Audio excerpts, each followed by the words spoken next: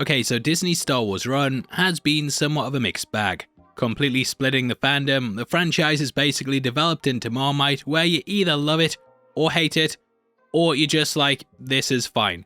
And although The Force Awakens got most people back on board, The Last Jedi is still a buzzword used to describe subverting expectations that derails the franchise in a way that isn't exactly positive. Weirdly, if we look at the sequel trilogy, it's got this strange reactionary feeling to it, where every movie seems like it's trying to almost fix the one that came before it. The Rise of Skywalker was J.J. Abrams trying to steer the ship back to the original outline, but if you ask me, it's the worst of the three and just fails on almost every level. Book of Boba Fett split the fandom, Obi-Wan Kenobi is too, and outside of The Mandalorian, it seems like everything is getting backlash. That's coming from a guy who actually enjoyed all that stuff too, but I think I'd have to have my blast shield helmet on to not admit that there's a big part of the fan base that hate everything out there. No one hates Star Wars more than Star Wars fans. However, I thought I'd take a look at something positive. You know, heavy spoilers is all about the love baby, and I thought for once it would be nice to talk about something Disney did right. Just back up the money truck, guys, come on. Heavy Shillers is back, baby.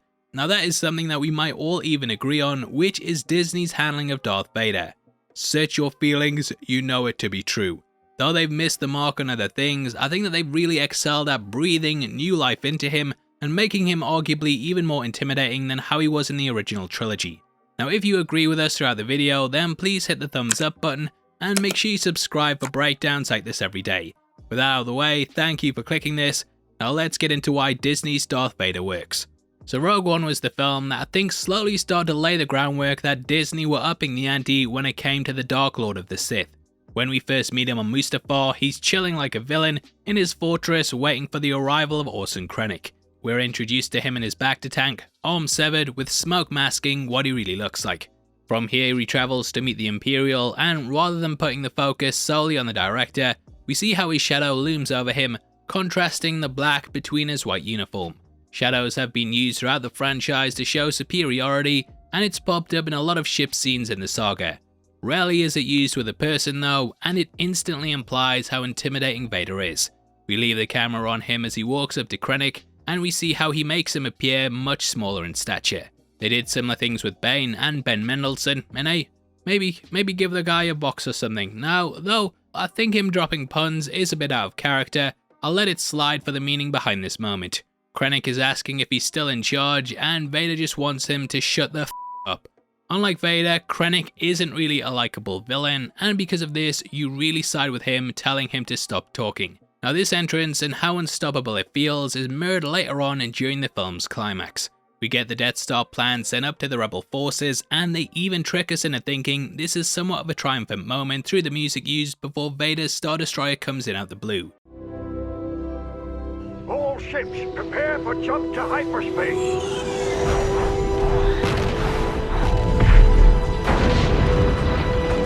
Using the Star Destroyer as a battering ram, he mercilessly plows through the rebel ships, which look minuscule in comparison, further alluding to this idea that Vader is a powerful giant in comparison to everyone else.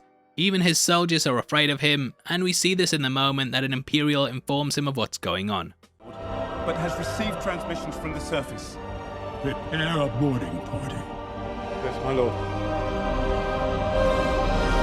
Just looking at this guy's reaction, he breathes a subtle sigh of relief, and we linger on him for just a second to enforce the idea that everyone is afraid of Vader.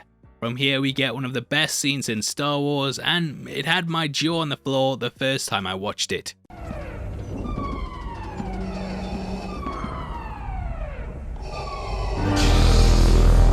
There's no debating that this is a standout in the saga, and it's one of the only times that we've ever seen Vader completely off the leash, mercilessly plowing through people.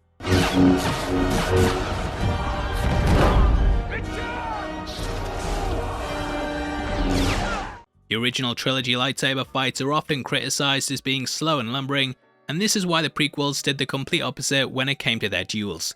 However, this feels like an amazing middle ground that doesn't have the same twirling styles of those films, but it also retains the ferocity of them.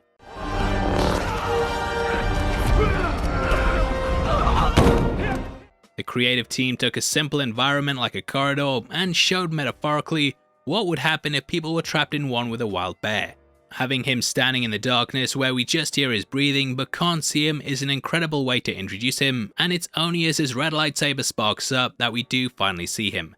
The guy cuts through them like a hot lightsaber through butter, and it's one hell of a way to set up the events of A New Hope. This movie instantly makes you want to jump over to that film, and I think it's purely down to how well Vader leaves his mark.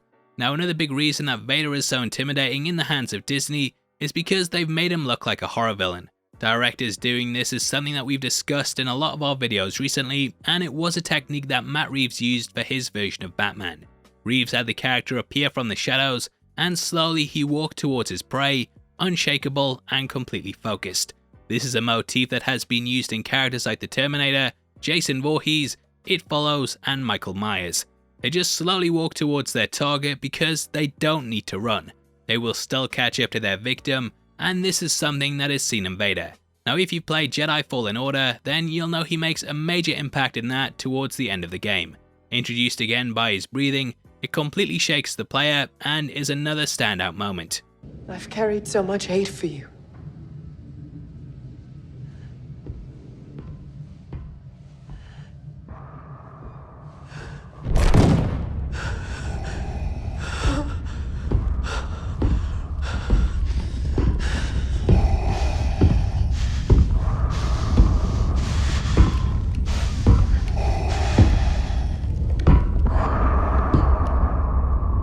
Vader chases you through Fortress Inquisitorius, but he never runs, he simply just strolls towards you. However, he is a one-hit, one-kill villain that will instantly end your life if he manages to catch up to you. You aren't fighting against him, you're doing whatever you can to get away, and it was a smart move by the creative team to make him the only character that you can't actually fight. People who've played the game now have the dread in their mind that he is someone you have to get away from, which translates into other media. Now, whereas in the case of the other characters that adopt this slow pace towards their target, they give Vader a practical reason for doing this. In Obi-Wan Kenobi, we see him suiting up and at one point catches synthetic legs being put on. This is the reason he can't run and is held back, but even being a quadruple amputee, he's still the most powerful character in the show. Even when we first see Vader in the series, it's his eyes shooting open like a demon awakening from a dream. The guy is terrifying, and Disney want you to think he's a Frankenstein's monster-esque creature of the night. This is mirrored in his entrance later on, which follows a similar play to Rogue One. First we hear his breathing, then we get his looming shadow on the wall, before his breathing is juxtaposed with Obi-Wan's.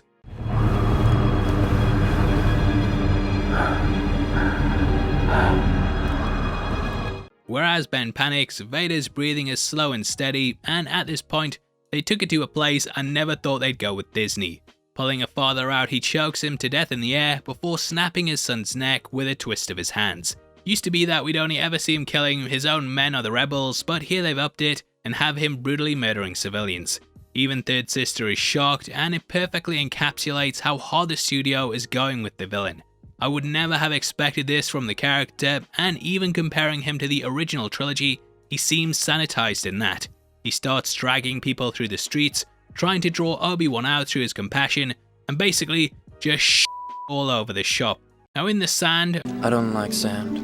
In the sand amongst the dunes, he sparks up his saber, and this angle is also something that we've seen used before. This is supposed to mirror the moments before he struck down the younglings in the Jedi Temple, and he stands there deliberate, unflinching, whilst Obi-Wan flees. Vader at this point reveals he doesn't want to kill Obi-Wan, he just wants to make him suffer. And as we know, Fear is the path to the dark side. Fear leads to anger. Anger leads to hate. Hate leads to suffering. now he very much just wants to keep him alive so that he can feel the torment that he has. This is also why he burns him. Vader lets him get away because he wants to prolong his agony, and it's going to be interesting to see what they do with the rest of the series. Now what they've also done with Disney is that they've managed to hint to his humanity too, which is ultimately what makes him help his son at the end of Return of the Jedi. The final season of the Clone Wars ended with his apprentice Ahsoka evading the Empire's forces after Order 66. She dumped her lightsaber, and Vader returned to look for her along with his army of probe droids and stormtroopers, and amongst the snow he managed to find her blade. Very much connects him to his life before, and though he doesn't say anything, the creative team do a lot with this moment. Vader, due to his mask, is someone who it's very difficult to get emotion out of, However, this final shot is laced with a lot of sadness, regret, and also wonder, even though we can't see his face. It sets up so much of what's to come, and perfectly lays the groundwork for the ending of Return of the Jedi. It's another reason that I think Disney, even with their faults, have nailed probably the most important character in the entire franchise. They've got how intimidating he is, upped the brutality in him, but also managed to keep the humanity that ends up turning him around. Overall, I'm really feeling what they're doing with him. Just don't let me down, guys, yeah? At this point, the season still has 3 episodes left, so apologies if it turns out to be crap. Now, obviously, I'd love to hear whether you agree, whether you disagree, and just what you think. We're running a competition right now and giving away 3 copies of the Batman on the 15th of June, and all you have to do to be in with a chance of winning is like the video, make sure you subscribe with notifications on, and drop a comment below with your thoughts on the character. We pick the comments at random at the end of the month, and the winners of the last one are on screen right now, so if that's you, then message me on Twitter at HeavySpoilers. If you want something else to watch, then make sure you check out our breakdown of episode 3, which will be linked on screen right now. If not, we've got another video there just in case, but hopefully I'll see you over there right after this. With that out of the way, thanks for sitting through this. I've been Paul, I hope to see you next time. Take care, peace.